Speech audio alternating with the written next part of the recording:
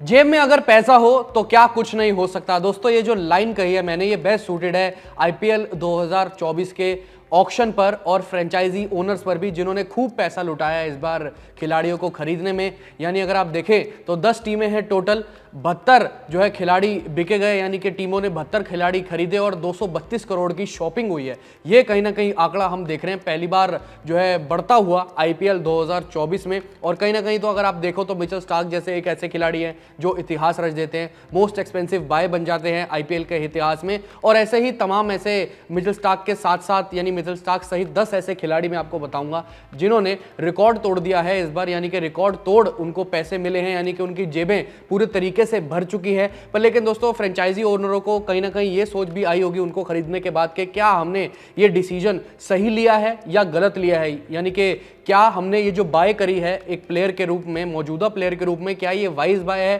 क्या intelligent bye है या नहीं है। वो तो जब आईपीएल 2024 जब कुछ महीनों बाद दोस्तों शुरू हो जाएगा तभी पता लगेगा, यानी कि प्रदर्शन कैसा रहेगा प्लेयर का, कैसा नहीं रहेगा, वो तो साफ तौर पे तब उस चीज के पत्ते खुल जाएंगे। पर लेकिन दोस्तों टॉप 10 खिलाड़ियों की हम बात करेंगे जो है बहुत ज्यादा रकम वाले, यानी कि जिनको मोस्ट एक्सपेंसिव बाय कहा जा रहा है और ऑन पेपर्स और वैसे भी मोस्ट एक्सपेंसिव बाय हैं आईपीएल 2024 की। सबसे पहले शुरुआत करते हैं ऑस्ट्रेलिया के भाइयों से, यानी कि दो भाई जो तेज गेंदबाज हैं। सबसे पहले अगर हम बात करें मिचेल स्टार्क की तो उनको 24 करोड़ 75 लाख में केकेआर ने अपने साथ जोड़ा। दूसरे नंबर पर पैट कमिंस है जिनको 20 करोड़ 50 लाख रुपए में सनराइजर्स हैदराबाद ने अपने साथ जोड़ा। डैरल मिचेल तीसरे नंबर पे आते हैं 14 करोड़ में, जिन्होंने सीएसके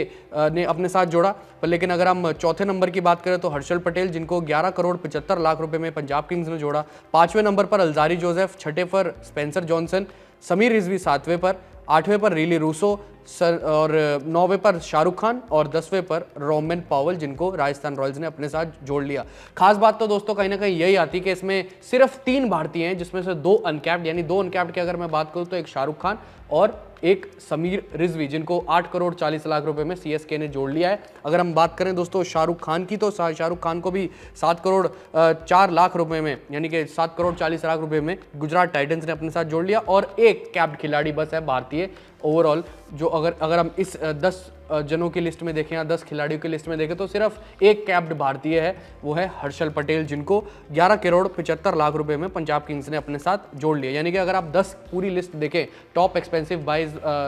आईपीएल 2024 में से, उसमें सिर्फ 3 भारतीय, जिसमें से 2 आपके पास जो है अनकैप्ड खिलाड़ी होंगे और एक कैप्ड खिलाड़ी हर्षल पटेल के रूप में। वैसे अगर मैं आपको एक और चीज स्पष्ट करके बता दूं, यानी कि एक साफ साफ चीज मैं अगर आपको बताऊं कि आईपीएल के इतिहास में जो सबसे ज्यादा महंगे खिलाड़ी हुए हैं, यानी कि अगर आप उनकी अगर आप लिस्ट देखें या उनकी शैली देखें तो अगर 10 में से देखें, यानी कि 10 खिलाड़ियों में से 2 ही खिलाड़ी सिर्फ वो भारतीय हैं, तो रेशो कहीं ना कहीं ओवरसीज का ज़्यादा है, यानी ओवरसीज खिलाड़ियों का बहुत ज़्यादा रेशो है इस मामले में कि टीमें जाती हैं, यानी कि फ्रेंचाइजी ओनर्स जो जाते हैं वो जाते हैं विदेशी यानी ओवरसीज खिलाड़ियों को लेने, यानी कि उन पर पैसा लुटाने की बहुत ज़्यादा क्षमता वो रखते हैं। और कहीं ना कहीं वो ये नहीं समझ पा रहे हैं अभी तक कि आपके जो लीग का नाम है वो है इंडियन प्रीमियर लीग, तो आपको ज़्यादा से ज़्यादा रकम किसको देनी चाहिए, इंडियन खिलाड़ियों को देनी चाहिए। और मुझे लगता है कई बार सेट का भी एक ऐसा उलटफेर ऊपर नीचे हो जाता है, यानी कि जो शुरुआत में सेट आते हैं उसमें कोई ऐसे खिलाड़ी होते हैं जिन पर फ्रेंचाइजी ओनर्स ये समझते हैं कि चलो पहले इनको रख लेते हैं, फिर बाद में आते आते उनके पास